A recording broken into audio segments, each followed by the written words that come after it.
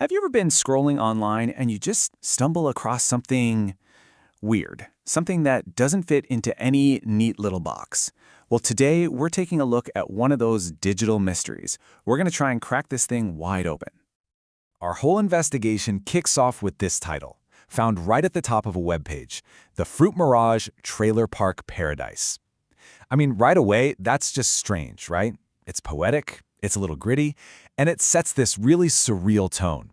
This is our very first clue that we are not dealing with a normal article. So, what is this thing? You know, at first glance, it kind of looks like a post from an academic journal or maybe a super serious blog. But the more you look, the more you realize the pieces just don't fit. It's full of contradictions. Yeah, these first impressions are all over the place. On one hand, you've got Bibebibebibe Magazine. That little trademark symbol suggests business, right? It's linked to this very grand-sounding cosmic university and written by a Dr. Melvin Sewell. But then, right alongside all that serious academic stuff, you see things like free shipping.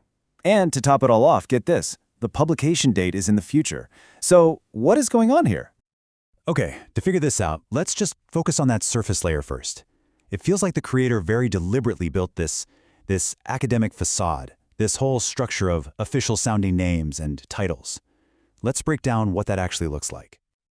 I mean, look at this. They've built an entire system. There's an institution, a founder with all the right letters after his name, a very specific role as academic dean and diagnostic architect, a publisher, and even a studio. Every single one of these elements is designed to add another layer of legitimacy to make it look like a serious real-world project.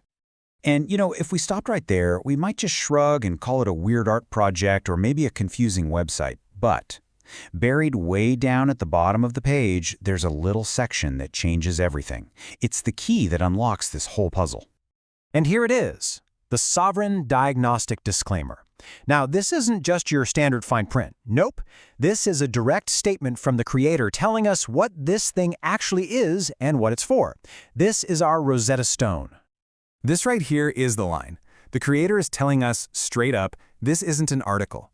It is authored as three very specific things: mythic infrastructure, cinematic indictment, and sovereign broadcast. This is the language we need to decode.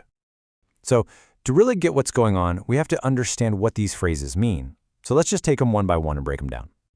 First up, mythic infrastructure. Okay, so this isn't about building something physical, like with concrete and steel. It's about building a framework of ideas, of symbols, of stories. Think of it like architecture for concepts. Second, we have cinematic indictment.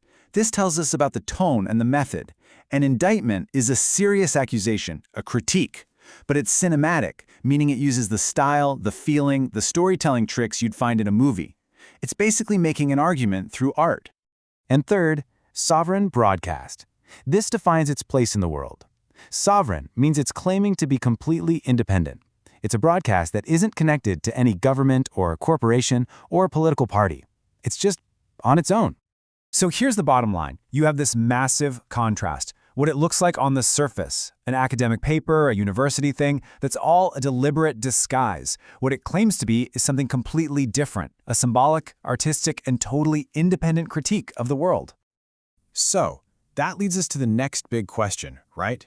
If this thing is a cinematic indictment, built as mythic infrastructure, then what's its target? What is it trying to do with this whole elaborate setup? Well, the disclaimer tells us that too. Its purpose is to expose three specific ideas: ritualized containment, which sounds like the systems that trap us in patterns; actor convergence, which kind of points to how different powerful people or groups might be pushing things in the same direction, maybe without even realizing it; and systemic erosion, which is pretty straightforward, the slow decay of our social structures. And what it is not is just as important as what it is. The disclaimer makes it crystal clear. This is not a political statement. It's not a critique of any one institution. It has zero connection to any activist group or government agency. It's positioning itself completely outside all of those normal boxes. So when you put all of that together, the academic disguise, the strange new vocabulary, the claims of total independence, it all leads here. This thing isn't an argument trying to persuade you. It's presenting itself as a diagnostic tool, a totally different kind of lens for looking at the world. And that really leaves us with one final big question to chew on. This isn't just some random website, it's a very carefully crafted object with a stated purpose. So, if this really is a diagnostic tool, what sickness is it designed to find? And what does its very existence tell us about the world it's trying to analyze?